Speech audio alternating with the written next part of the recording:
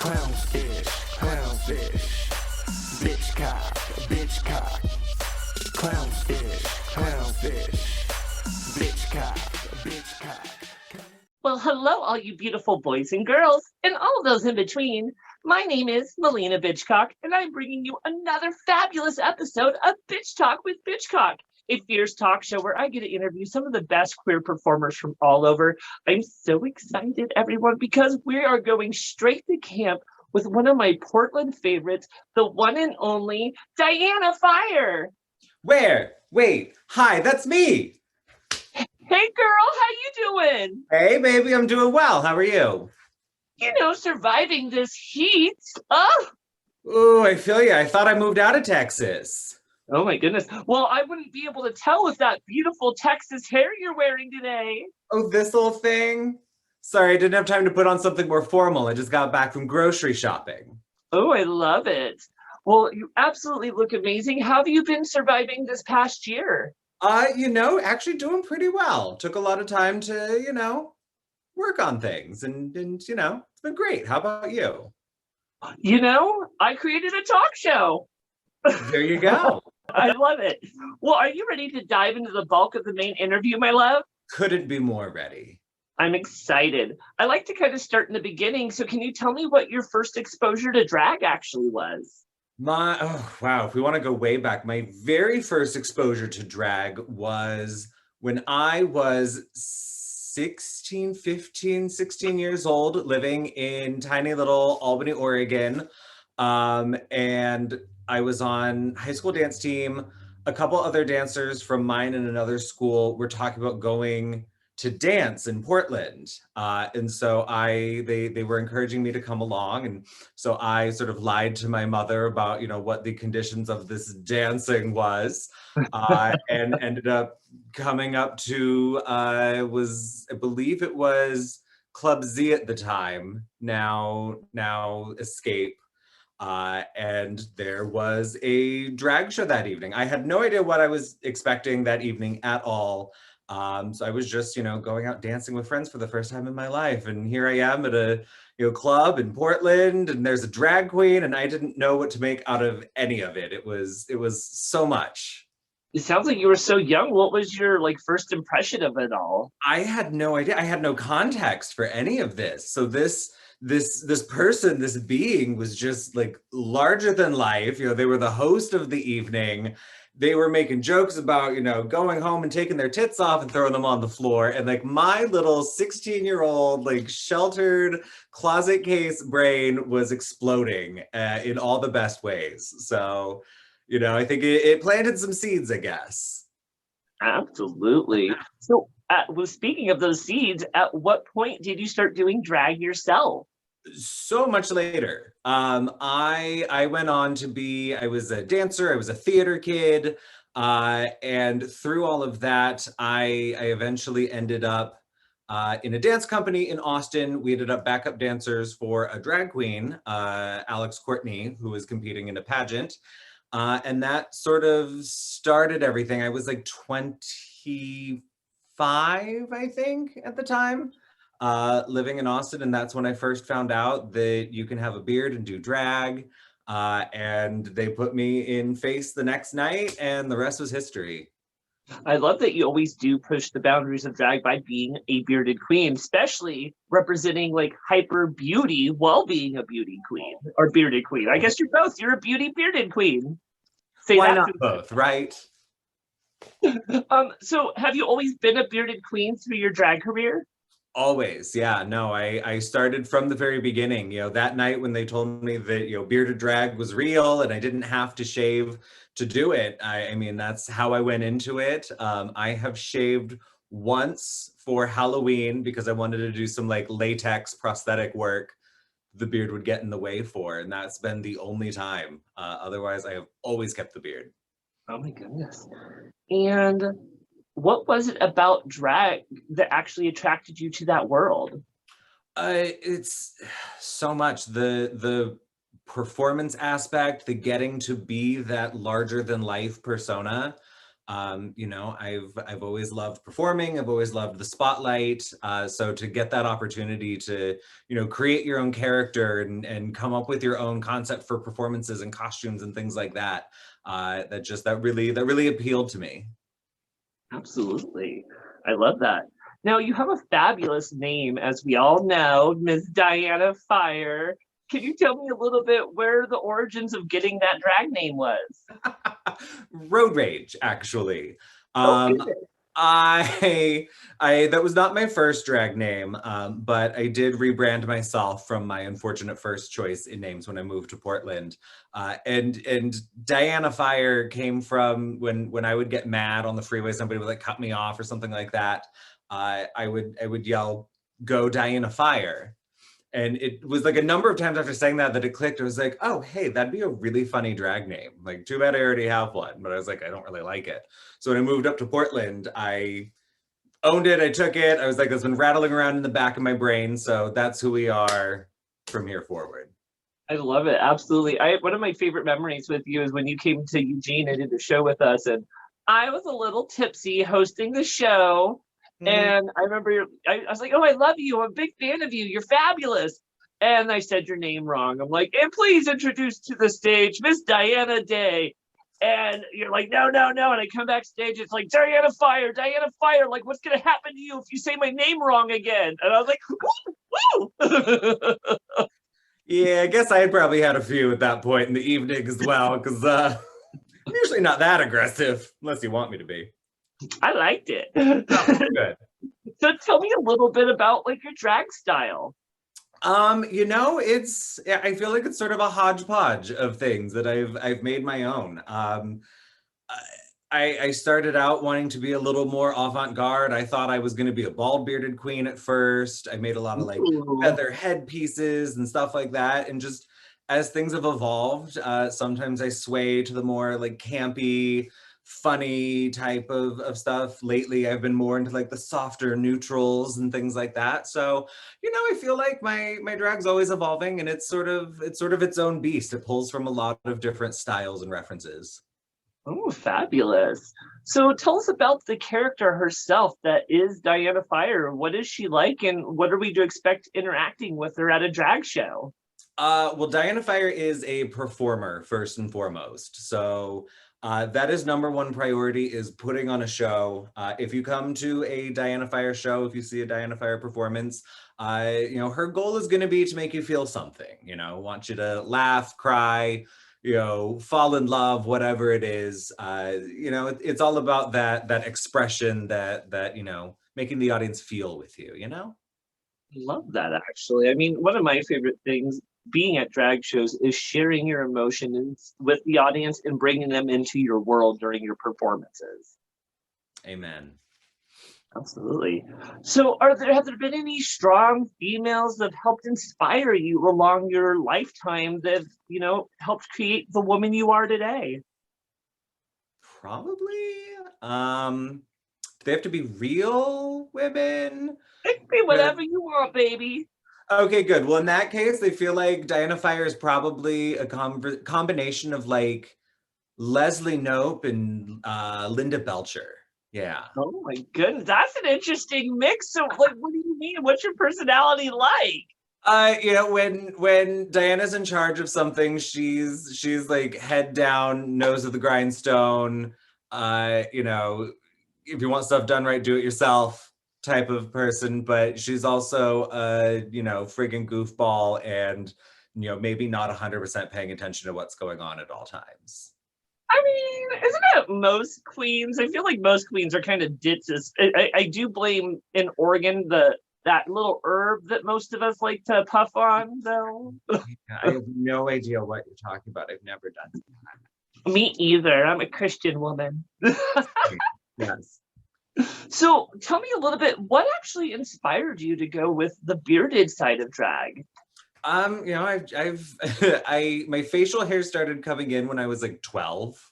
Oh my Um, goodness. yeah, like I had the little like peach fuzz mustache and chin tuft when I was in like eighth grade. The kids called me Goat Boy. It was really charming. You know, children are fun. Uh, so there was that aspect, and then like I went bald at like 19, so I really like leaned into the bald bearded thing. So yeah, when I got into drag, that was sort of a right up front thing. Was like I can't be bald here and here. That's like a non-starter. So bearded drag was like, if we're doing this, we're doing this. Oh my goodness. So speaking of like your drag style, what all goes into creating, let's say, a signature Diana Fire look? Oh my God, what even is a signature Diana Fire look? She's probably wearing her own merch. I'm a little surprised that I'm not right now. But I Branding. wanted to go with something comfortable in this heat. So Don't blame you. sleeves is what I went with. I don't know. But there will always be big hair. I love big hair or like character pieces. I love doing any number that calls for a period gown. Give me a petticoat and a hoop skirt to the floor. So maybe I can be wearing some Chuck Taylors under there and not heels. Like, yes. Why do I feel like if Diana Fire is wearing a Renaissance gown on stage, she's most likely wearing gym shorts underneath it? Or a jock strap. Oh, Yeah. I like the jock strap. You gotta let things breathe. I absolutely amen. So, out of all the looks that you've done through the years, Diana, do you have any that jump out as like your favorite? Favorite looks I've ever done? Probably there are two that come to mind. I have put together a Winnie the Pooh like crop top over a like nude bodysuit with like ears. I actually usually wear them in this hair, big like felt ears, and pour honey all over myself. Um, There's that look, and then there was my Halloween look from Camp Wanakiki. Those are probably my top two. I have to say, your Winnie the Pooh look is my one of my like top 10 favorite drag looks ever, actually. Oh, stop. No, I mean it because there's so much like reference to it, and like everyone knows who fucking Winnie the Pooh is. No one would ever think of doing it, and you didn't just do it; you executed it so glamorously that it was funny, it was cute, and it was fucking sexy.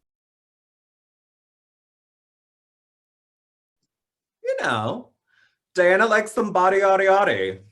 And then you mentioned your Halloween look for Camp Wanakiki. That was where you did the drag purge, correct? Yes, yes, indeed. So I pulled from a few stories. I think I referenced like The Purge. I think I referenced Avatar: The Last Airbender.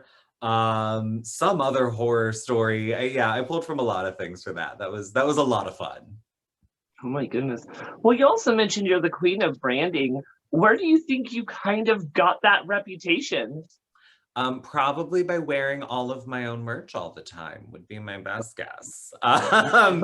My merch started. I was like sitting at our kitchen island, just like drinking with my husband one night. And I was just like doodling on like a post-it note, and ended up sketching out the early draft of what ended up being my logo.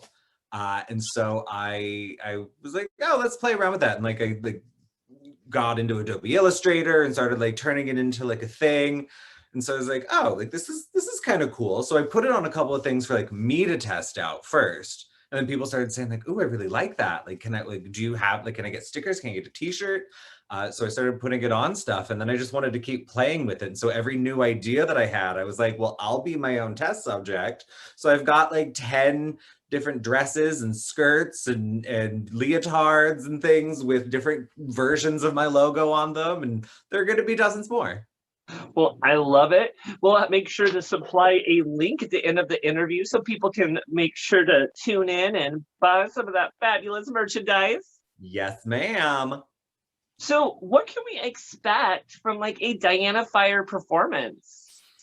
Feelings. Lots of Ooh, I like feelings. things. Yes, yes, so do I. Yeah, whether it's something funny or sexy or dramatic or sad or theatrical, there's gonna be performance comes first.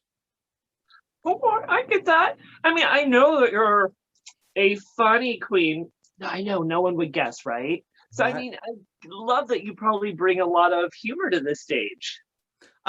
Best when I'm not trying. Yeah. Really Pre-planned now? things fall flat. If I just go ahead and wing it, especially like, that thing where like you're being mean, but people think it's funny. That happens to me a lot. So, I run with it. Okay. So, what kind of music do you tend to be attracted to when you do your drag performances? You know, outside of like having a theme or anything like that, I tend to go toward like the very like female anthem type things. Sia was a big go-to of mine. She's sort of, I think, got herself canceled. Yeah, cool. So kind of steering clear from that for a bit. But like give me a good like Kelly Clarkson, Pink, anything like that. Things from the Hamilton soundtrack are always good go-tos. Come through musical theater. Yes, ma'am. Yes, ma'am. And then, I also get into a lot of like obscure, like indie EDM, type stuff. And so sometimes I'll bring some of those to the stage if I feel like they would resonate with an audience. So, you mix it up a little bit. Well, speaking of mixing it up, do you ever do any custom mixes? I have. I actually I was doing that in high school for dance team because, your competition numbers would be like 4 songs mixed up together. So yeah, I've done it mostly for myself. I've made a few for other people. So the skill set's there. I've never really marketed it though. Okay. And speaking of skills, I know that some of the unique things that you do on stage, I mean, you do all kinds of unique things, but one of the more like important things that I feel like you've done is you know how to do sign language performances. Yeah, so I thought that was going to land on the ping pong ball trick. But yes, sign Ooh, language. come on, Priscilla um, Queen of the Desert.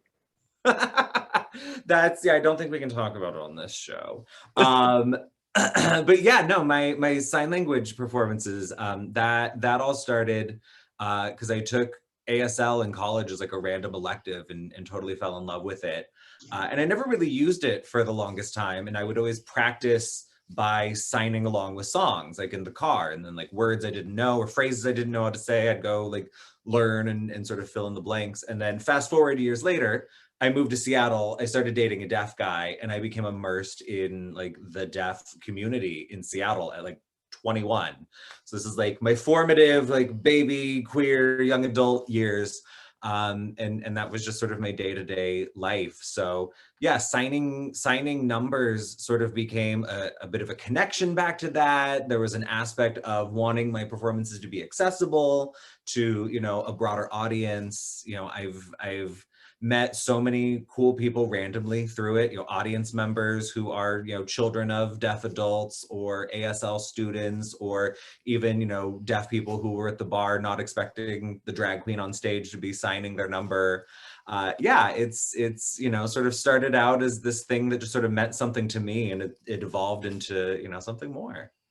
I think that's beautiful. I mean, I honestly would expect it to be a very impactful performance because if I'm just sitting there in the audience expecting Queen just to come out and do some high kicks and maybe some twirls and something, and then you're just standing there and not even lip syncing, just signing the performance. I mean, for one, you would catch my attention. 2, I would be captivated.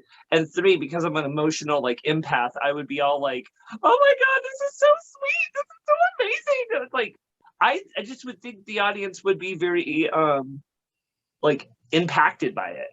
Yeah, it's sort of like, I don't want to cheapen the accessibility and the dual language aspect of it, but it's almost like having built-in choreography that's inherently conveying the meaning of the song and the music. So yeah, I did a show recently that Sin Nombre and Anjay Tifa produce here in town called Giving the Finger, and it's an all deaf ASL based show, and I was very honored they invited me to perform in it. So I went and performed a couple of numbers. I did Telephone by Lady Gaga, and then Yes. by Kesha, and I did them like the audio only tracks, like the karaoke tracks, and only signed them, like no lip syncing or anything. And I actually think that was the most emotion I've ever conveyed. Like I was like sobbing through praying, just Oh, signing it, and like hearing people in the audience also sobbing. Like it was a lot, and it was so cool, and it was beautiful to get to be a part of. Workmas bitch. I love that. So I would guess because you are a queen of humor, do you ever host shows on the microphone? Once or twice, if the price is right. Oh, I actually used to produce and host with Autumn Rain's Heart, okay. Not Another Drag Show, back at Tonic Lounge. May she rest in peace. That was my baby. And then now I am the host of Drama Camp. I'm coming back to it. Uh, Ooh, I host along with Coco Gem Holiday, and it's produced by Rogue Safari. So I get to not have to be the producer, but I can still be the host. I love that. So what's your personality like on the microphone? She's usually stoned and winging it. So, Feel whatever that. comes with that. Yeah, sometimes we're on point and it's great and we're cracking jokes and everyone's in. And other times we're like, hey, we're here for a drag show. Let's start that drag show. So it's she plays off the energy she gets. So do you consider yourself a funny queen? And if so, what's your sense of humor like? I can be funny. I'm usually funniest like when I'm not trying. My humor is usually I rely a lot on the millennial self-deprecating humor, especially that we like learned in the 90s. So that's a big part of it. But yeah, I'm all about the one-liner. If you can get that little like unexpected zing in there, I feel like that's my style of humor. Do you like to be, let's say shady once in a while? I try not to be. I Okay. I try to be that one that stays out of the drama. I usually like to know about it, but I don't like to be part of it. If I have something shady to say, I just say it to my husband and we move on with our lives. It's just better that way. So she's no Bianca Del Rio. Not outwardly. I love it. So you're a beautiful bitch, as we can obviously tell. Can you tell me a little bit about your makeup skills and where you've learned some of it?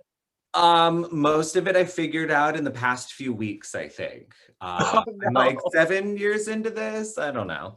Uh, I got paint. My drag mom put me in face the first time by sort of like doing the like follow along with what I'm doing. Like I'm gonna do this and like you mimic me. So that was a good like firsthand experience. Then after that, like YouTube finished raising me. So it's been a lot of trial and error, a lot of figuring out like what my proportions are supposed to be. The beard, can sort of throw off balance and stuff. I typically do a lighter color in my beard to balance that out. And like that took a long time to figure out. The lips, I only just figured out in the past like 2 years, 3 years. And I've even like those are changing. So yeah, it's I'm always adapting and trying something new. And it has gotten us to where we are today, which I guess isn't half bad. It's beautiful. In fact, you're one of the first bearded queens that I saw that actually drew their lips onto their facial hair. Yes. Yeah, it's funny how people either notice that immediately or they don't see it until so much later. And it's funny. Yeah, I wanted to overdraw my lips like everyone else did, and I was like, oh, I mean, I guess I can. And sort of looking back, like how so many ideas we get are like riffing off of things that we've seen and things we've been exposed to. I think the original idea for that actually came from Butaline O'Kipple in Seattle. Okay. I was going through her old pictures and she's always done her mustache in the same color as her bottom lip. And so I think that's probably where I first saw it and got that seed planted to try this, like actually like doing the shape of my lips into my beard and how to make that best show up. And so yeah, that's totally become my signature thing. No matter what else I do with my face, the lip stash will be there. Yes. So you definitely are a beautiful queen, and I've tried painting once with the beard. This last Christmas, I did like a gender neutral Santa Claus, and it's not easy to paint with facial hair. Well, let me rephrase that. It's different to paint with facial hair because you have to like lift your contour higher than you normally would. And painting, like I tried to do the lip thing that you do. trying to get like an even lip because the hair moves is so weird. Yes. Oh, like you are preaching to the choir. That I see so many people who like summertime grow their beard out and just don't feel like shade. Like yeah, a lot of people, a lot of queens try it that like one off and don't realize how much it changes things. Figuring out how to like get my contour where I want it, and like I paint through parts of my beard. Figuring out how to do that, took a while. And yeah, the painting your lips in hair, you think that making eyebrows look even is hard. I've been sitting here this whole time, like watching myself in the monitor, being like, oh yeah, that one side's just a little sneaking up. I'm just a little snarly. It's like even I do it every single time, and it's still a challenge. So I applaud you for trying. And I have to say, I'm not a bearded queen. Melina's definitely, she just likes to be a clown, but I loved how I looked when I did my Christmas picture. We'll definitely include a picture here. Because it was so, like, I don't know. I actually almost was feeling my oats more than I normally do, but it was a different oats that like, there's brand oats, here's some like cream of wheat. And I kind of liked it. Now we're serving you some shrimp and grits, Yes. Yeah, So, no, go ahead, Diana. yeah, it's fun to change things up, and I think that gets you into that, like, I'm really getting to play with gender now. Like drag is already playing with gender, but then when you do that, you're like, now I'm playing with gender in a different way. Like I press different buttons while playing the game type of thing. So yeah, there's a bit of a thrill that comes with it, I think. I love it. Speaking of pressing buttons, it's funny because as I'm watching you, you mentioned your upper lip. On the screen, your upper lip almost looks like a PlayStation controller, and I just want to reach up and like play with it. Well, Diana, speaking of playing, we're halfway through our interview as I appreciate you to be here. And I kind of am ready to lube you up a little bit. So we're ready to play, that's right, a little game. Ooh, we're going to play a Bitch Talk with Bitchcock favorite called Truth or Drink. And how this will work is I'm going to ask you a series of shady ass questions. And you can either answer truthfully or take a shot of this fabulous whatever you supplied. Interesting. Don't mind if we do. Let's do this. So, for number one, have you ever had a crush on another drag performer? Oh God, yes. Yeah, no, too many to name. But here's some names. The Dolly is probably top of my list. Oh God, yes. Right? Lucy Jewell, Ursula Major, Babylon Brooks, Ms. Fire, basically every bearded queen. Freddie Prinze Charming, Debbie Fox. I could probably think of more. I love it. Let's stay on that meaning of truth. You're actually one of my drag crushes. Stop it. Stop it some more. Stop. Go on. So for number two, what's the craziest thing that happened to you at all while being at Camp Wanakiki?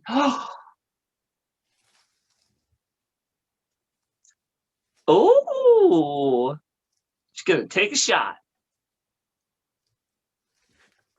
Pour it. You have to sip it. Sorry.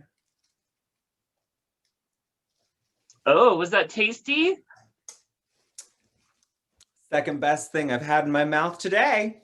Oh, girl, send me that link later. It's already posted.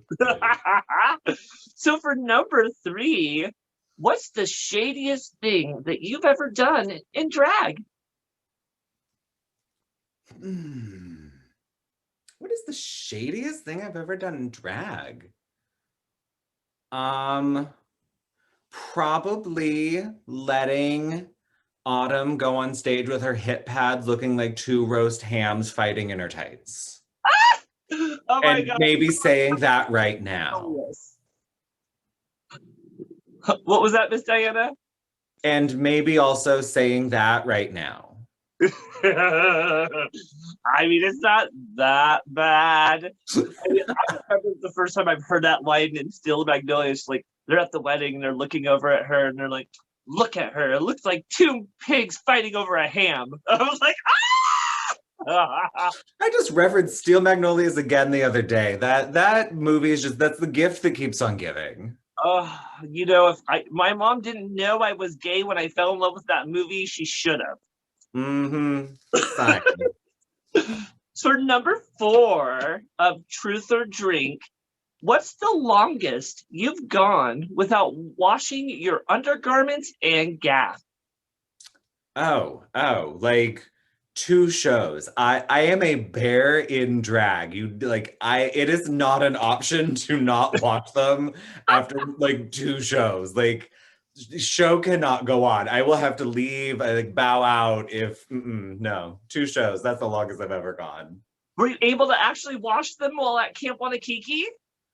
So that was tough. Like we did wash some things in sinks, and you brought like duplicates and triplicates of things. I So could see Diana Fire down by the river with one of those old-fashioned little scrubbing her they tights wouldn't let out. us have those, so we had to just like beat them on the rocks. Yeah, there was one time I actually had to wrestle my tights out of the mouth of a couple raccoons. That was a total bitch. Oh my gosh, goodness. So for your last question of truth or drink, what is your biggest pet peeve when it comes to the subject of drag? Easy. Policing other people's drag. I've had people telling me how I should do my drag from day one. So it rubs me the wrong way when anybody like I see drag that I don't respond to sometimes. I don't particularly care for it, but you know what? Not everything's for you. So those are words to live by. Absolutely. You know, I think I also come from where I started in this kind of tiny perspective of what drag was 15 years ago, and it just kind of has expanded through the years. And, you know, even me, I wasn't always a clown, but who knew? I kind of like it now. You wear it well. You wear it. Oh, we can't do the copyright. So close. I liked where you were going with it though. Yes. So, Miss Diana, back to the main interview. How do you feel like drag has actually changed your life? Drag has given me a lot more confidence, I think, just in day-to-day life. I kind of consider my work, my day job to be like my work drag. So it's definitely, yeah, just made me a lot more comfortable with myself, both in that regard and just like in like my masculinity. It taught me a lot about like toxic masculinity issues that I didn't know that I grew up with and stuff like that. So yeah, it's really helped me be more well-rounded and just sort of comfortable in my own skin, in or out of drag. I love that. Do you feel like drag has actually helped boost your confidence, in general? Oh, God, yes. Yeah, no, if you can, demand attention on stage in front of a bunch of drunken idiots at, 1 a.m, you can totally do anything you want anytime. Like there's just a power that it gives you, I think. Oh my goodness. And who doesn't love to have the power? I love it. So do you feel like there's a major personality shift from you in everyday life and when you become Diana Fire? Oh, yeah. No, Diana and Jordan are completely different people. Diana is actually willing to be much more extroverted. She'll talk to strangers. Jordan is much more of an introvert, much more of a homebody. Diana is much more likely to go to an event than Jordan is. Oh, well, I mean, there's no getting Jamie to an event. I hate going to the bar as a boy. No, especially because when you rarely do it, then it becomes such a novelty that everyone makes a big deal about it. And, I'm kind of an attention whore. So that's like one reason I do drag. So when I do go as a boy, it's like undercover drag queen and no one knows who the fuck you are. And you're like, just pay attention to me. It's me. You can't have your cake and eat it too. Well, that's what you say, honey. I have a full cake in my refrigerator and I intend to eat that bitch. Okay. So, my love, I also hear that you actually sew and create some of your costumes. What all goes into that? I do. Yeah, no, that was one of those things like my mom taught me like basic sewing when I was a kid and then was surprised that I turned out gay. Um, Go figure. But Right. yeah, no, part of the love of drag for me is the creating, like learning how to style wigs, learning how to make, outfits and dresses and things like that, is part of what I love about drag. So yeah, first started with just some like super basic, like make a little, reveal rap type thing. And then it evolved, when Hamilton came out and I fell in love with the song Satisfied. I was like, okay, well, guess I need to learn how to make a period gown because I have to be Angelica Schuyler now. I'm like obligated. So yeah, it's totally evolved. And now I'm like making these like elaborate costumes and stuff. I can follow a pattern. Making stuff from scratch is still not my bag, but hey, we're still growing. I love it. I actually heard a little rumor that you made everything that you wore on Camp Wanakiki. I did with the I think the only real exception was that awful food dress that totally flopped. I didn't have time to make what I wanted to make, so I ended up ordering sort of a print version of my idea, and that's why it sucked so bad. But everything else, yeah, I totally made myself. I did not know that other people were commissioning things. Well, girl. Well, now on the subject of it, tell me a little bit about being on Camp Wanakiki and what that was actually like. Oh, it was such an interesting experience. Reality shows was never anything that I wanted to do with my drag. Like competing in drag is not what I do this for. And I actually turned them down numerous times when they were at the Austin International Drag Festival asking me to audition. And so finally I was like, fine, fine. Like if you'll leave me alone, I'll audition. And like I was such an aloof asshole through the whole thing. Like they asked me like, why do you want to be on Camp Wanakiki? And I was like, I never said I did. You asked me to audition and I thought it would be a good opportunity to sell my merch. And they were like, huh. So I totally thought I was never going to hear from them again. And lo and behold, I was on the show. So I was like, what the hell? Like cool opportunity just like presented itself to you. You'd be stupid not to do it. And it was fun. It was cold. It was exhausting. It was exhilarating. It went too fast. It took too long. It was such a like conflict of itself. But I would do it again in a heartbeat if I had to do it over again. Mhm. So, what's like the weirdest thing that actually happened to you out in the middle of the woods with all those drag queens? Oh my God, other than just the concept of drag queens at a children's summer camp doing like high ropes courses and I canoeing, live for it. like that's not weird enough in and of itself. We we had no hot water for the first like 2 days we were there. Oh Um, my goodness. yeah, so we were having to take like ice cold showers. We were filming in I think like March or April. May it was like end of April, beginning of May, and we were in like the northern Midwest. So it's not warm there at that time. So we were taking like ice cold showers for the first couple of days. And you're having to do 2 looks a day. We have our daily drag looks and then our talent show looks. And with bearded drag, especially, like I can't just take a makeup wipe and take off my daily drag face. Like I have to Right. shower and shampoo this all out and start over. So I was taking like 2 to 3 ice cold showers a day for the first couple of days. Oh my So goodness. it probably goes on the list of the craziest things that happened. And then Boris and Barbara falling in the lake that was pretty crazy, but we all saw that one. Wait, was that not like planned? No, no, oh no, no, no, no. Oh, those poor things. They did not mean to, they did not want to. Oh no. And that water was so cold. Oh no. Could you imagine those soggy pads? Squish, squish, squish. And that is why they told us to bring 2 of literally everything. Wow. Just Oh in my case. gosh. That is the craziest. Tell me a little bit, what was it like to do some more of the physical activities they expect you to do? You mentioned the ropes course. I know they had you do canoeing. I mean, it had to be crazy to be doing all that in full drag. Right, like we don't do things like that in drag. I think people who were smart didn't wear body for this. I think I didn't cinch, but I think I padded still.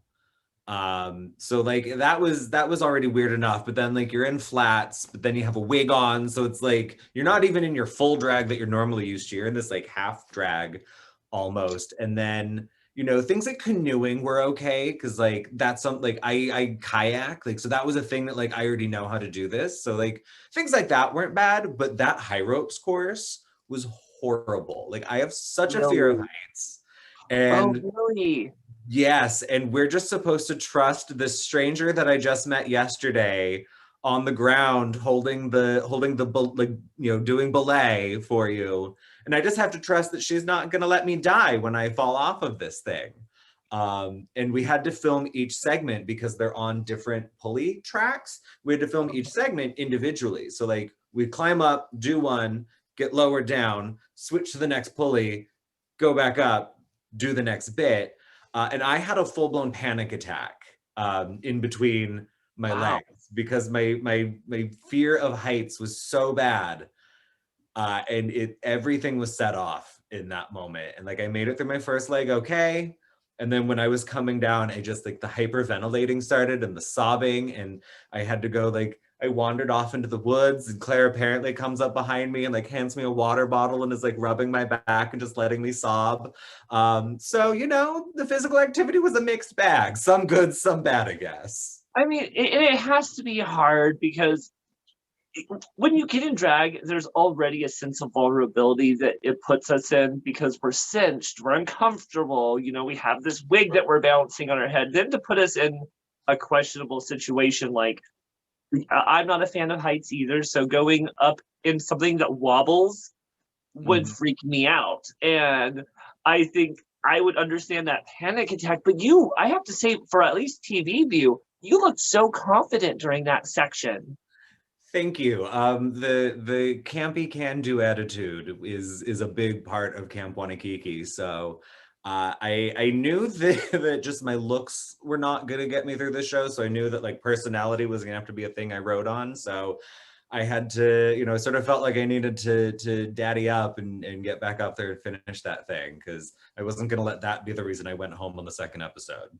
Absolutely. So preparing for like your showcase looks and your general look, how much time did they give you pre-production to put everything together? Ugh, not enough. Um, Oh no. I think they gave us like 5 or 6 weeks.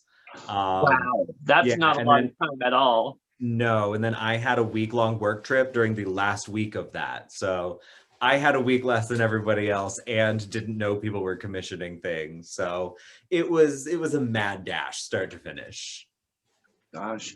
And did you I mean, and you created half of that stuff yourself. So I mean, it had to be hard them giving you this list and be like, okay, what do I do now? Okay, let's bust this out.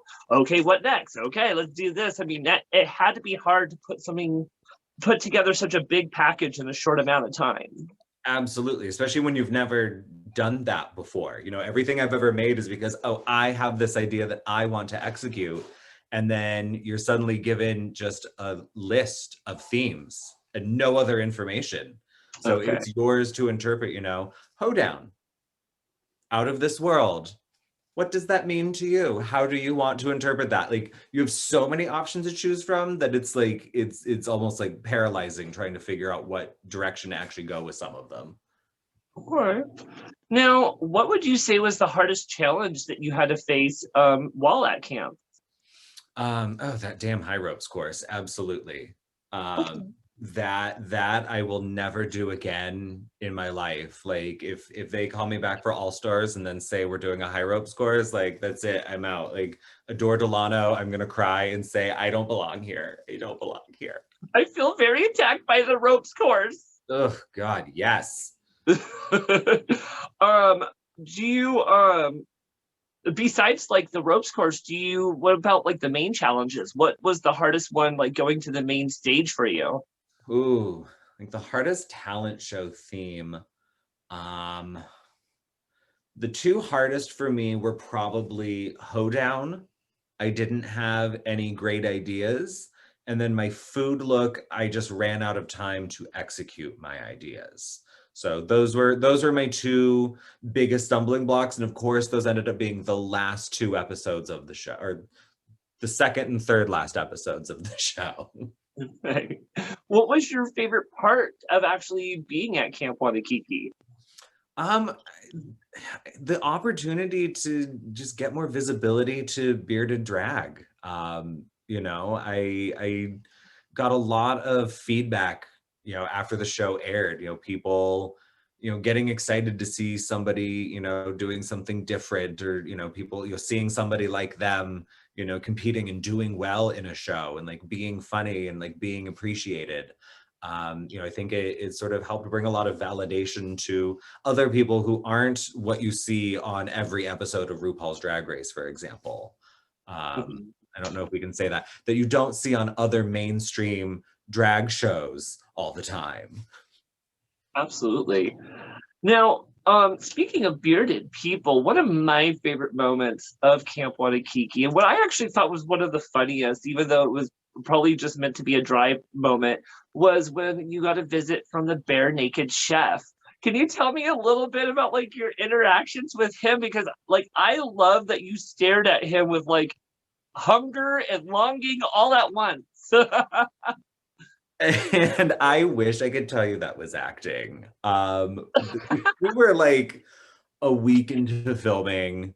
We are like, these are long, exhausting days. We're all sharing a cabin together. Like everybody's just like tired and frustrated and pent up and everything.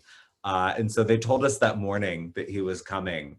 And we have video that Debbie Fox took of me like at the window of the cafeteria, like face pressed against the glass, like waiting for him, looking around like a dog waiting for somebody to come home.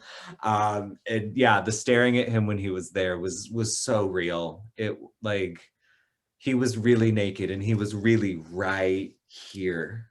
That was kind of what Coco said to me when I interviewed Coco Jim Holiday. She's like, you guys didn't get to see it, but he was actually nude underneath that apron, and that's why it was so distracting. His peach was literally right by my face. I was bitten by the fuzzy peach. How much were you hoping he would trip and fall on you? Oh my God, I tried so many times. They had to keep me physically separated from him the rest of the day. Oh my God. Please restrain Diana Fire. She is a liability. I was willing to sign another waiver or whatever they needed, but whatever.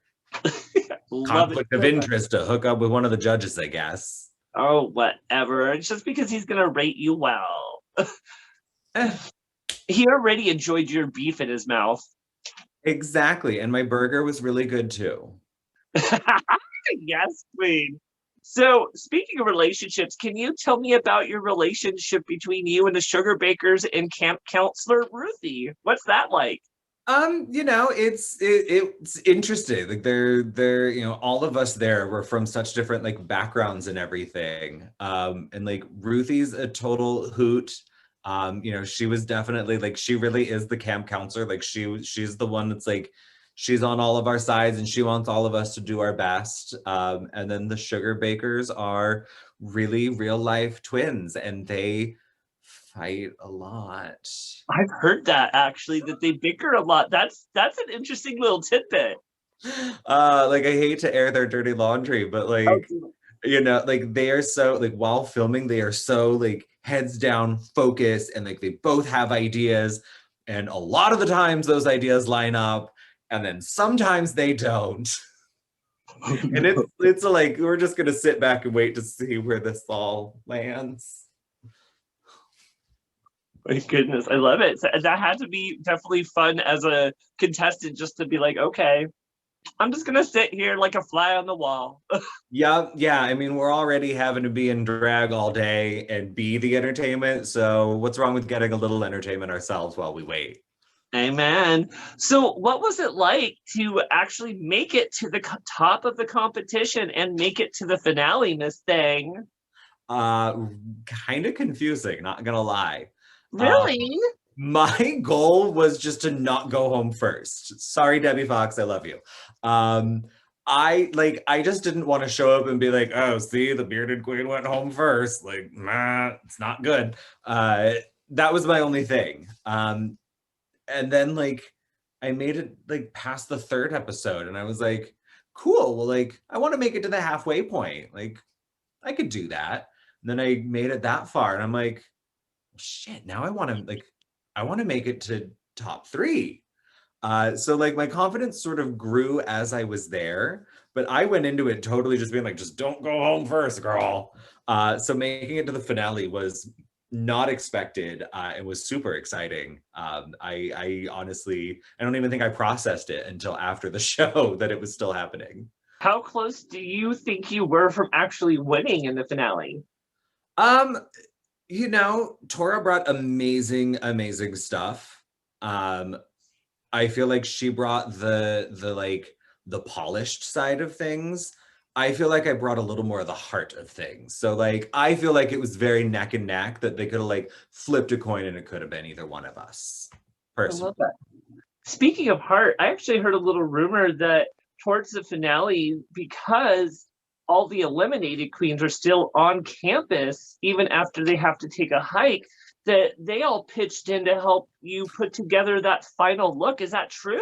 Yes, yeah, no. When I say my hoedown look was one of the least prepared looks I had, like I got some like stretch jeggings and a flannel shirt.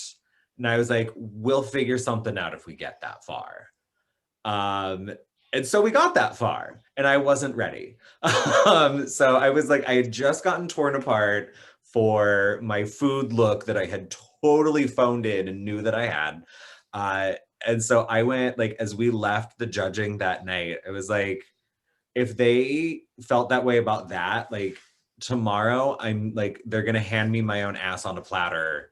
Because this like my next look is bad. It's basic, rough. And so that night, Debbie got me all of the like beer cans and everything that she had been drinking. So I made like all of my jewelry, my like bottle tab necklace, and my like beer can cuffs and my beer belt. Like she gave me all of that. I made all of that stuff. Ivana made me some like faux fur possum skin, like leg warmers to go over my boots. Boris and Paris were like rhinestoning everything I bought. We cut the jeggings into booty shorts. And then oh my god, I wish, oh now I feel bad that I don't remember, but someone was helping me like come up with my story too. So like it was seriously like anybody that I wasn't in direct competition with at that point was totally helping me out, and they were like, you have to make it to top three. Wow. So it took a village. It took a cabin. Wow, it sounds like you all are really close. What does it mean to you to be part of the Camp Wanakiki family now? It brought a lot of performers together who otherwise might not, know each other. And we have this mutual shared trauma, I mean, experience that, I think really helps us all bond, We all, I think, have different feelings about our time on the show, and sort of different levels of involvement with it now. But, it's one of those like you put us all in a room together, like we all saw each other at the drag festival in Austin, the year after filming, and like it was like seeing old family again. I love that. I hear that you might be doing a cruise soon with maybe some of the cast members. I go cruising all the time. Oh, the one on the boat. Yes. Yes.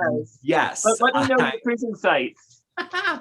I am for some. I don't know how people keep thinking who I am like this, but I am one of the headliners on a cruise with the Drag Clubhouse that is in October. Leaves out of Long Beach. We'll go along the Mexican Riviera and headlining along with all of your favorites from Drag Race and Dragula and Camp Wanakiki.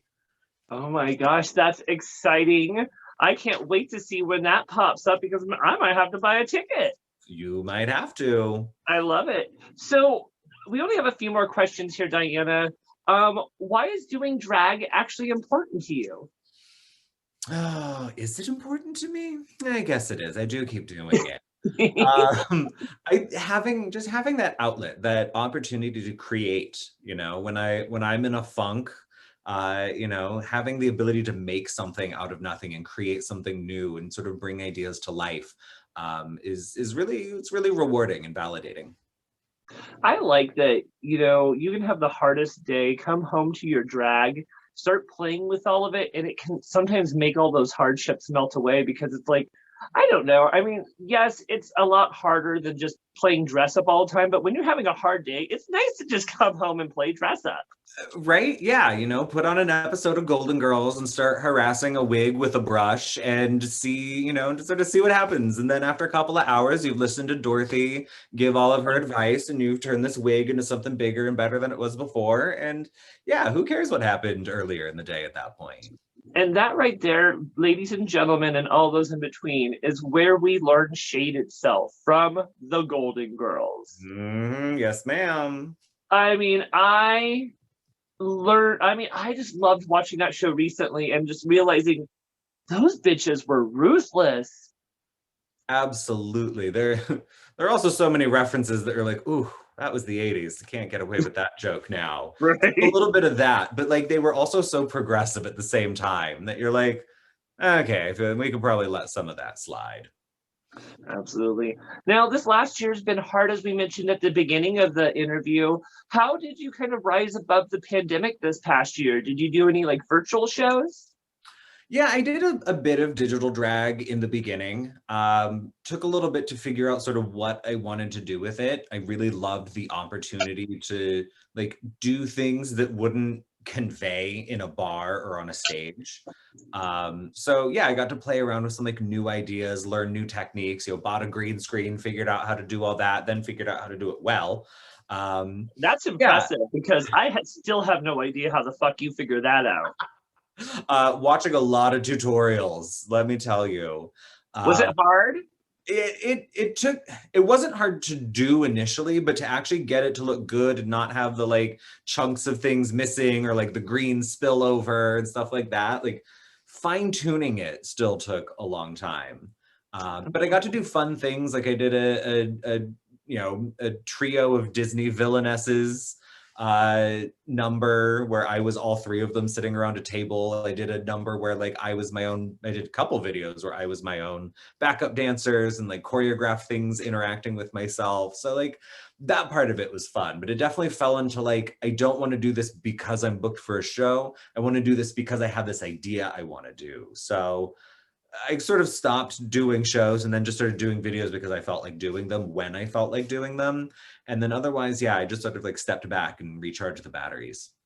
What's something we should know about Diana Fire that maybe the general public may not know? That I'm probably nicer than I seem. I feel like I can come across as standoffish or intimidating. And I'm usually just uncomfortable and stoned. So Yeah. don't mistake the two. I'm probably a really lovely person. Probably. I think so. Well, Diana, I have some great news for you. You survived my excruciating torture and survived the interview of Bitch Talk with Bitchcock. Hashtag blessed. Yes. I hope all of you beautiful boys and girls and all of those in between have enjoyed this fabulous interview with the one and only Diana Fire from Camp Wanakiki. Yes, please.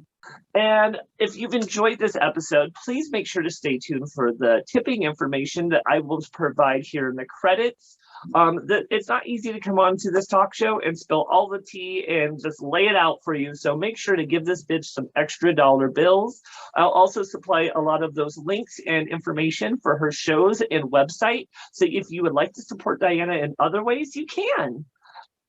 Yes. In the meantime, I enjoyed having all of you beautiful people watching this fabulous talk show. Thank you again for supporting Bitch Talk with Bitchcock. Diana Fire, I love you, honey. Thank you for being here. I love you too. Thank you for having me.